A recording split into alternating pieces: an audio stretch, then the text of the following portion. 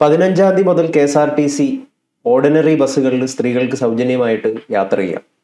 ഇതിലൂടെ വഹിക്കുന്നത് വരുന്ന ഒരു ചെലവ് എന്ന് പറയുന്നത് KSRTCക്ക് 65 മുതൽ 70 കോടി രൂപയാണ്. അതായത് ഒരു വർഷം 800 കോടി രൂപയധികം നഷ്ടം വരുമെന്നാണ് സർക്കാർ വിലയിരുത്തിയിരിക്കുന്നത്. മുഖ്യമന്ത്രി അത് പറയുകയും ചെയ്തു.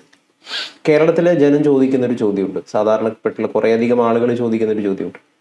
എന്തിനാണ് യഥാർത്ഥത്തിൽ ഈ പദ്ധതി എന്നാണ് പലരും ചോദിക്കുന്നത്. ഇതുകൊണ്ട് എന്താണ് ലക്ഷ്യം വെക്കുന്നത്, എന്താണ് നേട്ടം?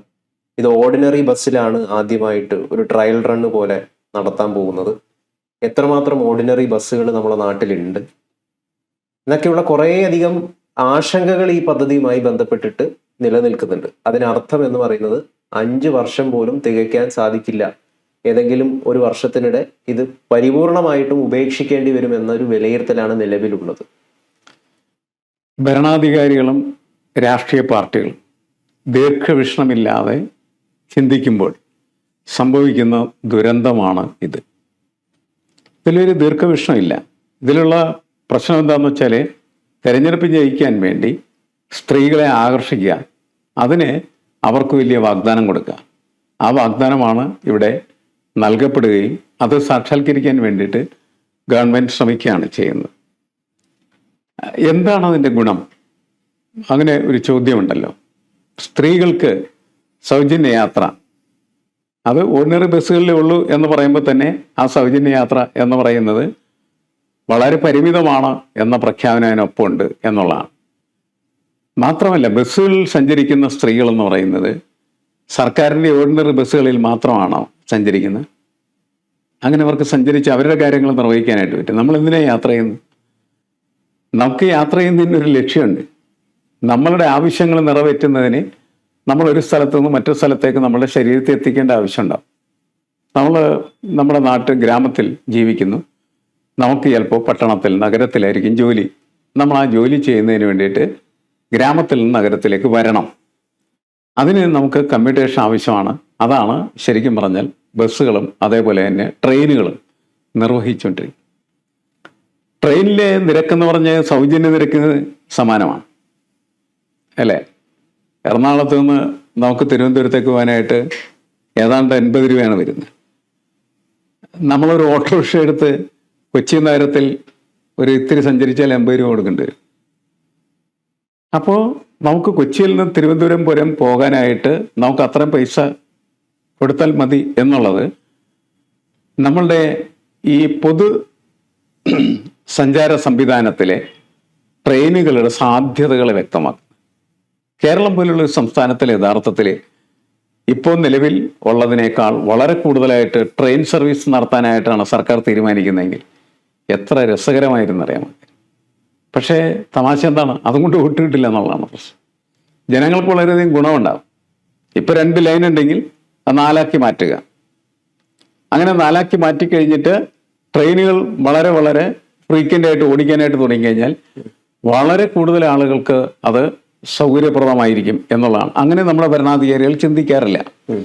കേരളത്തിൽ ഏറ്റവും പ്രധാനപ്പെട്ട യാത്രാ സംവിധാനം എന്ന് പറയുന്നത് ഈ സാധാരണ ട്രെയിനുകളാണ്. നമ്മൾ ബുള്ളറ്റ് ട്രെയിനെ കുറിച്ചും കേരളിനെ കുറിച്ചും ഒക്കെ വലിയ വാർത്തയും ചർച്ചയും പ്രശ്നങ്ങളൊക്കെ ഉണ്ടാക്കി നടക്കുന്നുണ്ട്. അതിനേക്കാൾ എത്രയോ ജനകീയമായ, ജനങ്ങൾക്ക് ഉപകാരപ്രദമായ ഒരു സംവിധാനമാണെന്നറിയാം ട്രെയിനുകളെ ജനകീയമാക്കൽ എന്ന് വെച്ചാൽ അതിൻ്റെ എണ്ണം വർദ്ധിപ്പിക്കൽ. വളരെ കൂടുതൽ സർവീസ് കൊടുക്കണം. വളരെ കൂടുതൽ സർവീസ് കൊടുക്കുക മാത്രമല്ല, നമുക്ക് കേരളത്തിൽ തന്നെ ഇന്റേണലായിട്ട് പല സ്ഥലത്തേക്കും റെയിലുകൾ നീട്ടി അതിൽ ഒരു വിപ്ലവം തന്നെ നടത്താനായിട്ട് കഴിയും. അത് കേരളത്തിൽ ഉണ്ടാക്കുന്ന ചലനം എന്ന് പറയുന്നത് വലുതായിരിക്കും. പക്ഷെ അങ്ങനെ ചിന്തിക്കാനോ പ്രവർത്തിക്കാനോ നമ്മുടെ ഭരണാധികാരികൾ തയ്യാറല്ല. കാരണം അത് പറഞ്ഞതിൻ്റെ പേരിലൊന്നും ആരും വോട്ട് കൊടുക്കില്ല. പക്ഷെ സ്ത്രീകൾക്ക് സൗജന്യ യാത്ര എന്ന് പ്രഖ്യാപിച്ച ഉടനെ സ്ത്രീകളെ കൂടി പോയിട്ട് എന്ത് ചെയ്യും? വോട്ട് ചെയ്യും. അല്ല, മറ്റ് സംസ്ഥാനങ്ങളിൽ നടപ്പിലാക്കിയിട്ടുണ്ട്. അവിടെ കുറേയധികം ഗുണങ്ങളും ലഭിച്ചിട്ടുണ്ട്. അതിൻ്റെയൊക്കെ അടിസ്ഥാനത്തിലാണ് തെരഞ്ഞെടുപ്പ് വാഗ്ദാനമായിട്ട് വന്നത്. അതെ, തെരഞ്ഞെടുപ്പിലാണ് അതിന് ഒരു പ്രധാനപ്പെട്ട സംവിധാനം എന്ന് തന്നെ പറയണത്. നിങ്ങൾ ആർക്കാണ് സൗജന്യം സഹായം ചെയ്യാൻ പോകുന്നത്? സ്ത്രീകൾ സൗജന്യം അർഹിക്കുന്ന സ്ത്രീകളുണ്ട്, സൗജന്യം അർഹിക്കാത്ത സ്ത്രീകളുണ്ട്. ഇവിടെയുള്ള ഇതൊരു വളരെ പരിമിതമായ ഒരു സംവിധാനം മാത്രമായിട്ട് ഞാൻ കണക്കാക്കുന്നുള്ളൂ. ഒന്ന്, കേരളത്തിൽ സർക്കാർ സർവീസുകൾ വളരെ കുറവാണ്. എന്നുവെച്ചാൽ KSRTC ബസ്സുകൾ വളരെ കുറവാണ്. ആ ബസ്സുകളിൽ തന്നെ വളരെ കുറച്ച് മാത്രമാണ് ഓർഡിനറി സർവീസ് എന്ന് പറഞ്ഞാൽ. ഞാനിപ്പോൾ ബസ് കാത്ത് നിൽക്കുന്ന സമയത്ത് ഒരു ബസ് വരുന്നത് ഫാസ്റ്റ് പാസഞ്ചർ വൈറ്റിൽ കൈ കാണിച്ചു നിർത്തിയില്ല. ഇതാണ് സാധാരണ രീതിയിൽ കേരളത്തിൽ ഓടുന്ന KSRTC ബസ്സുകളുടെ സ്ഥിതി.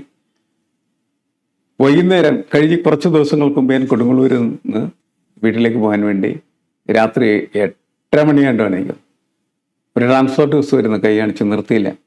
ഈ ട്രാൻസ്പോർട്ട് ബസ്സിലെ ഡ്രൈവർക്ക് അറിയാം അവിടെ ഇനി വേറെ വരാൻ ബസ്സില്ല. ഞാൻ മാത്രമല്ല, 3, 4, 5 പേര് അവിടെ ഉണ്ടായിരുന്നു. ഇവർക്കൊന്നും ബസ് നിർത്തി കൊടുത്തില്ല.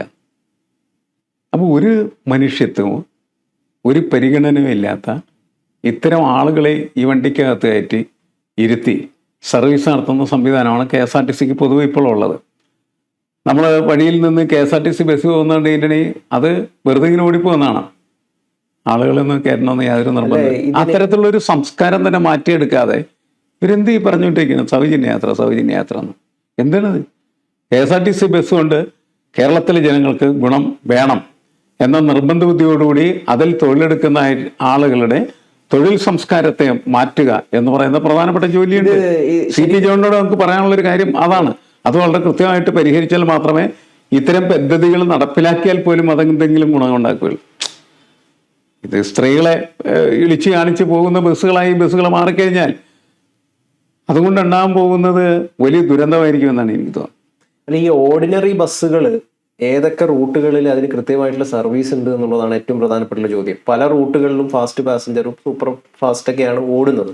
ഇപ്പം ഇതിനിടയിൽ തെരഞ്ഞെടുപ്പ് സമയത്ത് എന്താണ് ഈ പദ്ധതി എന്ന് കൃത്യമായിട്ട് മനസ്സിലാക്കാനായിട്ട് വീടാന്തരം VD സതീശൻ കയറുന്നൊരു സംഗതി ഉണ്ടായിരുന്നു. അതിലൊരു വീട്ടമ്മയോട് അദ്ദേഹം പറയുന്നൊരു കാര്യം ഇപ്പോഴും അത് വൈറലായിട്ട് ഓടിക്കൊണ്ടിരിക്കുക. അദ്ദേഹം പറയുന്നത്, ഇനി പേടിക്കേണ്ട ആവശ്യമില്ല, എവിടെ വേണമെങ്കിലും ഇനി തീർത്ഥാടനം നടത്താനോ, ഫ്രീ ആയിട്ട് ഇനി ബസ് കയറാനുള്ളതാണ്. അതെങ്ങനെയാണ് സാധിക്കുക?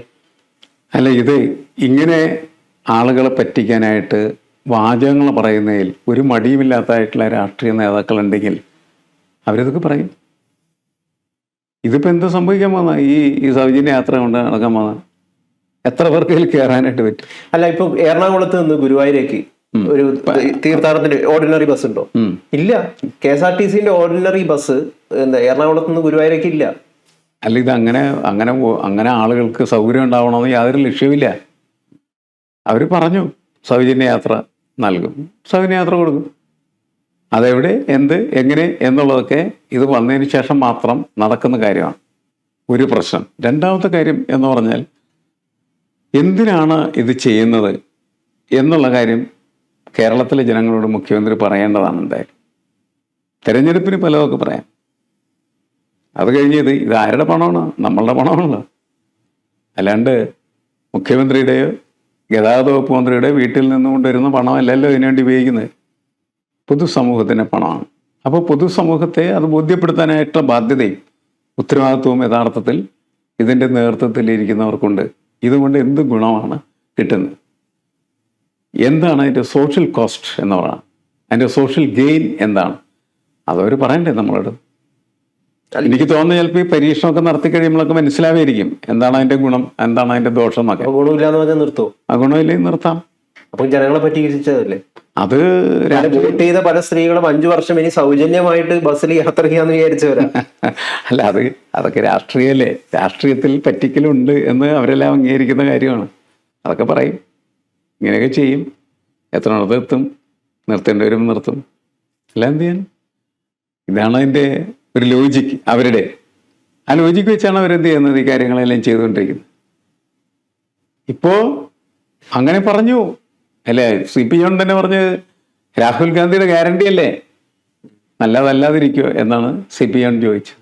അപ്പോൾ CP ജോണിൻ്റെ ഒരു കാഴ്ചപ്പാടല്ലല്ലോ, അതൊരു മുന്നണിയുടെ കാഴ്ചപ്പാട്. അത് നടപ്പിലാക്കാനായിട്ട് അദ്ദേഹത്തെ ചുമതലപ്പെടുത്തിയിരിക്കുന്നു. അദ്ദേഹം അത് നടപ്പിലാക്കാനായിട്ട് ശ്രമിക്കുന്നു. നടത്തി നോക്കുമ്പോൾ ആണ് എന്താണൊക്കെ അതിൻ്റെ പ്രശ്നങ്ങളെന്ന് മനസ്സിലാക്കാനായിട്ട് കഴിയുള്ളൂ. എന്തായാലും വളരെ അപൂർവമായി മാത്രമാണ് ഓർഡിനറി ബസ്സുകൾ കേരളത്തിൽ സഞ്ചരിക്കുന്നത് എന്ന കാര്യം നമുക്കറിയാവുന്ന. കേരളത്തിൽ KSRTCയുടെ സർവീസ് എന്ന് പറയുന്നത് ദീർഘദൂര ബസ്സുകളാണ് ബഹുഭൂരിപക്ഷം. ഓർഡിനറി നമ്മൾ ശ്രദ്ധിച്ചു കഴിഞ്ഞാൽ ചെറിയ ചെറിയ റൂട്ടുകളിലും അതേപോലെ തന്നെ ചില സ്റ്റേഷൻ മാസ്റ്റർ താമസിക്കുന്ന ഒരു സ്ഥലമാണ് നേരിയ അതുവരെയും ബസ് ഉണ്ടാവില്ല. ഇയാൾ അവിടെ താമസിക്കാൻ തുടങ്ങുമ്പോൾ അവിടെ എന്ത് ചെയ്യുന്നു വെച്ചാൽ അയാൾ റൂട്ട് ഉണ്ടാക്കി ഒരു ബസ് അതിൽ ഓടി ഇവന് വേണ്ടി മാത്രം. എന്നിട്ട് ഇയാളും 3-4 ആളും കൂടിയാണ് ആ സാധനം ഇങ്ങനെ ഓടിക്കൊണ്ടിരിക്കുന്നത്. ഇങ്ങനത്തെ ഏർപ്പാടുകളാണ് KSRTCക്കകത്ത് ഉള്ളത്. അതൊക്കെ നിർത്തി മര്യാദക്ക് ആളുകൾക്ക് ഗുണകരമായിട്ടുള്ള രീതിയിൽ അത് മാറ്റി തീർക്കുകയും എല്ലാ റൂട്ടുകളിലും ഓർഡിനറി ബസ്സുകൾ ഒരെണ്ണെങ്കിലും ഓടേണ്ടതും ആവശ്യമായിട്ട് വരും. എങ്കിലേ ഇതിൻ്റെ ഗുണം എല്ലാ ആളുകൾക്കും കിട്ടിയെന്ന് ഉറപ്പുവരികയുള്ളൂ. എന്തായാലും പരീക്ഷണം കഴിഞ്ഞതിന് ശേഷം നമുക്കത് മനസ്സിലാവുള്ളൂ. കാരണം ആളുകൾ ഉണ്ടാക്കുന്ന കലാപത്തിൽ നിന്നായിരിക്കും അത് എങ്ങനെയാണ് ഗുണകരമല്ലാത്തതായിട്ട് പ്രവർത്തിക്കുന്നതെന്നുള്ള തിരിച്ചറിവ് ഭരണകൂടത്തിനും അതേപോലെ തന്നെ പ്രതിപക്ഷത്തിനുണ്ടാവും. രണ്ടുപേരും സ്ഥിതി ഇതാണ്. പക്ഷെ ഒരു വിഷനില്ലാത്ത ഒരു തീരുമാനമായിട്ടാണ് ഞാനിതിനെ കണക്കാക്കുന്നത്. ഇതിലൊരു വിഷമില്ല ശരിക്കും. വെറുതെ കണ്ണിൽ പൊടിയിടലാണ്. വെറുതെ കണ്ണിൽ പൊടിയിടുന്ന ഒരു ഏർപ്പാട് മാത്രമായിട്ട് അവസാനിക്കാനുള്ള സാധ്യത. KSRTCക്ക് നിരവധിയായിട്ടുള്ള പ്രശ്നങ്ങളുണ്ട്. ലാഭത്തിലല്ലാതെ പോകുന്നത് സമൂലമായിട്ടുള്ള ഒരു പരിഷ്കരണമാണ്. ഒരു വമ്പിച്ച മാറ്റം KSRTCയിൽ എങ്ങനെ കൊണ്ടുവരാം എന്നതാണ് ആലോചിക്കേണ്ടത്. അത്തരത്തിലുള്ള ഒരു ആലോചന ഇല്ലാതെ സ്ത്രീകൾക്ക് സൗജന്യം കൊടുക്കുക, ഇനിയിപ്പോൾ സ്ത്രീകൾക്ക് സൗജന്യം കൊടുത്തില്ലെങ്കിൽ അവർ സുരക്ഷിതരാവില്ല എന്നൊക്കെ പറയുന്നത് എന്തുമാത്രം സാർ മാഷ് പറഞ്ഞ പോലെ വിഷനറി ഇല്ലായ്മയാണെന്നുള്ളത് വ്യക്തമാക്കുകയാണ്. അല്ല, ഇതൊരു വിഷനില്ലാത്ത ഒരു പ്രോസസ്സാണ്. പക്ഷേ എങ്കിലും നമുക്ക് കാത്തിരുന്ന് കാണാം. പരീക്ഷണം കഴിയുമ്പോൾ അതിൻ്റെ പ്രശ്നങ്ങളൊക്കെ പുറത്തു വരും. അതിക്ക് മുമ്പ് നമ്മൾ പ്രശ്നങ്ങൾ പറയുന്നതിനേക്കാളും നല്ലത് പരീക്ഷണാർത്ഥം 15-ാം തീയതി, ഇന്നിപ്പോൾ 10-ാം തീയതിയാണ്, 4-5 ദിവസം കഴിയുമ്പോൾ ഇത് നമ്മുടെ റൂട്ടിൽ പ്രയോഗിക്കപ്പെടും. അപ്പോൾ അതിൻ്റെ പ്രശ്നങ്ങൾ മനസ്സിലാക്കാം. നമുക്കും ആ സമയത്ത് കൂടുതൽ കാര്യങ്ങൾ സംസാരിക്കാനായിട്ട് കഴിയും. എന്തായാലും അത് വരുന്ന സമയത്ത് എനിക്ക് തോന്നുന്ന ഒരു കാര്യം, ഇതിലെന്തെങ്കിലും പൊളിറ്റിക്കൽ വിഷൻ ഉണ്ട് എന്ന് നമുക്ക് പറയാനായിട്ട് പറ്റില്ല എന്നുള്ളതാണ്. സ്ത്രീ ശാക്തീകരണവും അതേപോലെ തന്നെ സ്ത്രീയുടെ സ്വാശ്രയ ബോധമൊക്കെ വളർത്തേണ്ടത് ഇങ്ങനെയുള്ള സൗജന്യങ്ങൾ നൽകിയിട്ടല്ല ശരി. അതിന് പകരമായിട്ട് അവരുടെ ജീവിതത്തെ കരിപ്പിടിപ്പിക്കാനായിട്ട് സഹായകരമായ പദ്ധതികൾ ആവിഷ്കരിച്ച് അവരെ പ്രബലരാക്കലാണ് നല്ലതെന്നാണ് എനിക്ക് തോന്നുന്നത്.